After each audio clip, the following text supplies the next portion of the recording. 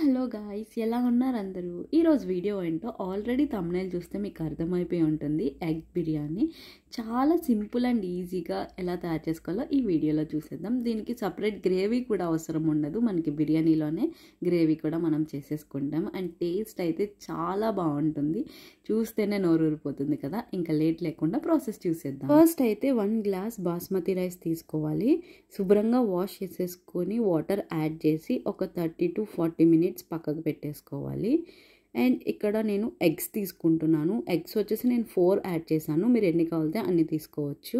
కొద్దిగా పసుపు, salt and అలానే కారం కూడా యాడ్ చేసి మొత్తం అంతా కలిసేలా మిక్స్ చేసుకొని వీటిని కూడా పక్కకి పెట్టేసుకోవాలి. ఇప్పుడు మసాలా ఎలా తయారు చేసుకోవాలో చూసేద్దాం. సో ఒక 2 పచ్చిమిర్చి, 8 నుంచి 10 వరకు వెల్లుల్లి, అలానే చిన్న అల్లం ముక్క యాడ్ చేసుకొని మెత్తగా గ్రైండ్ చేసుకొని ఈ మసాలా పేస్ట్ని కూడా పక్కకు పెట్టేసుకోవాలి. ఇప్పుడు ప్యాన్ తీసుకుని స్టవ్ మీద పెట్టుకొని ఒక 2 లీటర్స్ వరకు వాటర్ని అయితే యాడ్ చేసుకోవాలి. వాటర్ యాడ్ చేసుకున్న తర్వాత బిర్యానీ మసాలా ఉంటాయి కదా, హోల్ గరం మసాలా, సో వాటిని మనం యాడ్ చేసుకోవాలి.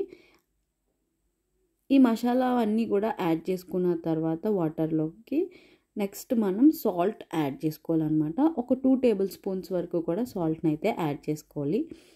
అండ్ దాంట్లోకి కొద్దిగా ఆయిల్ని కూడా యాడ్ చేసుకొని మనకి రైస్ అనేది పొడి పొడిగా వస్తుంది. లిడ్ అయితే పెట్టి క్లోజ్ చేసేయాలి. సో వాటర్ అనేది బాయిల్ అవనివ్వాలి. వాటర్ బాయిల్ అవుతున్నప్పుడు మనం లిడ్ ఓపెన్ చేసి చెక్ చేసుకోవాలి. వాటర్ బాయిల్ అవుతుంది అన్నప్పుడు మనం రైస్ని అయితే యాడ్ చేసుకోవాలన్నమాట. సో మొత్తం రైస్ని అంతటిని కూడా వాటర్ బాయిల్ అవుతున్నప్పుడు మనం యాడ్ చేసేసుకోవాలి.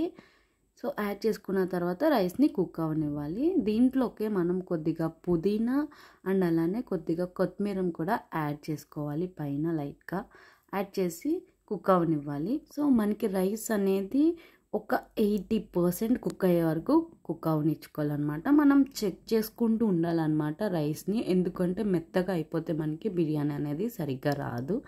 సో కొంచెం పదునుగానే ఉండాలి. సో రైస్ని చెక్ చేసుకుంటూ మనం చూసుకోవాలి. సో మనకి ఒక 80% కుక్ అయిన తర్వాత రైస్ని అయితే మనం స్ట్రైన్ చేసుకుని పక్కకి తీసేసుకుంటే సరిపోతుంది. సో రైస్ని ఒక బౌల్లోకి పక్కకి తీసేసుకోవాలి.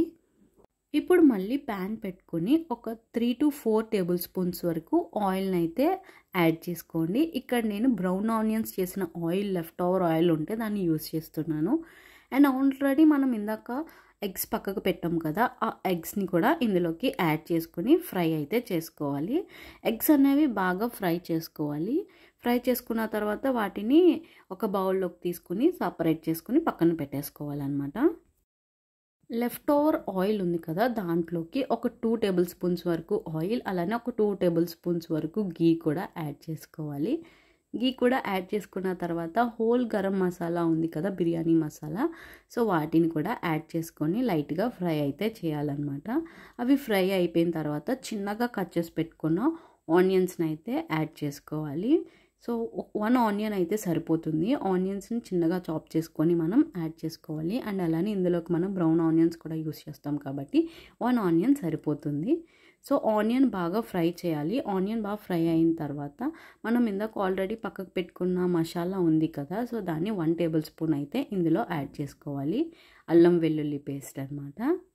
సో అది కూడా యాడ్ చేసుకున్నాక లైట్గా ఫ్రై చేయాలి. అది ఫ్రై అయిన తర్వాత చిన్నగా చాప్ చేసుకున్న లేదా గ్రైండ్ చేసుకున్న యాడ్ చేసుకోవచ్చు. టమాటా ఒక పెద్దది అయితే 1, చిన్నది అయితే ఒక 2 తీసుకుని టమాటాను కూడా యాడ్ చేసి మగ్గనివ్వాలన్నమాట. టమాటా కూడా ఆయిల్ అనేది సపరేట్ అయ్యేలా మగ్గాలన్నమాట. సో టమాటా కూడా మగ్గిన తర్వాత 1 టేబుల్ స్పూన్ సాల్ట్, అలానే 1.5 టేబుల్ స్పూన్ కారం, 2 టేబుల్ స్పూన్స్ ధనియాల పౌడర్ కూడా యాడ్ చేసుకోవాలన్నమాట, ధనియా పౌడర్. సో అది కూడా యాడ్ చేసుకున్న తర్వాత మొత్తం అంతా కలిసేలా మిక్స్ చేసుకోవాలి. మిక్స్ చేసుకున్న తర్వాత 3 టేబుల్ స్పూన్స్ వరకు కర్డ్ని అయితే తీసుకుని యాడ్ చేస్తున్నాను అనమాట. కర్డ్ యాడ్ చేశాక మొత్తం అంతా మిక్స్ అయ్యేలాగా కలుపుకోవాలన్నమాట. సో మనకి ఎక్కడ కూడా కర్డ్ కనబడకుండా మిక్స్ అయ్యేలాగా కలిపేసుకోవాలి. మనకి బిర్యానీలోకి గ్రేవీ అనేది ఇక్కడే తయారవుతుందన్నమాట. సో మనం ఇది జాగ్రత్తగా చూసుకుని మిక్స్ చేసుకోవాలన్నమాట.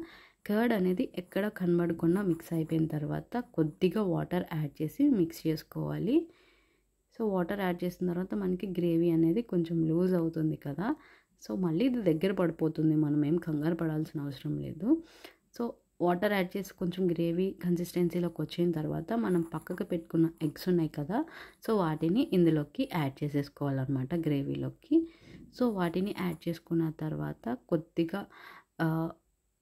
కొత్తిమీర, అలానే పుదీనా అండ్ అలానే కసూరి మేతి ఉంటుంది కదా, సో దాన్ని కూడా కొద్దిగా యాడ్ చేసుకోవాలి. యాడ్ చేసుకున్న తర్వాత బిర్యానీ మసాలా పౌడర్ కొద్దిగా అండ్ అలానే బ్రౌన్ ఆనియన్స్ని కూడా మనం ఇక్కడ యాడ్ చేసుకుంటాం అన్నమాట.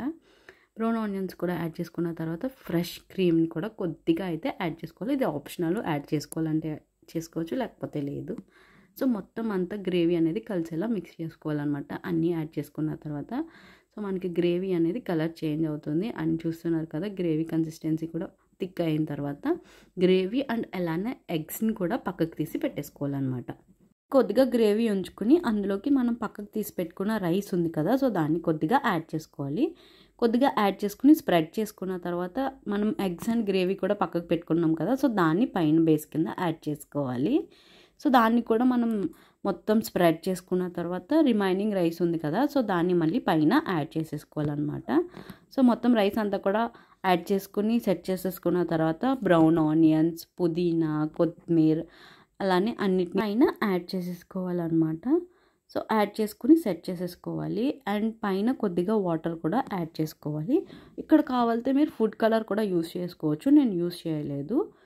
అండ్ ఇప్పుడు మనం దమ్ కోసం అయితే టిష్యూస్ అయితే యూస్ చేస్తున్నాను. ఇక్కడ నేను టిష్యూస్ పెట్టేసి పైన వాటర్ చిమ్మాలన్నమాట. సో వాటర్ని అలా చిమ్మేసిన తర్వాత లిడ్ అనేది క్లోజ్ చేసేసేయాలి. క్లోజ్ చేసి ఒక 15 మినిట్స్ అలా కుక్ అవ్వనిచ్చేయాలన్నమాట. సో 15 మినిట్స్ తర్వాత చెక్ చేసుకోవాలి మనకి బిర్యానీ అనేది కుక్ అయిందో లేదో సాఫ్ట్గా అనేది.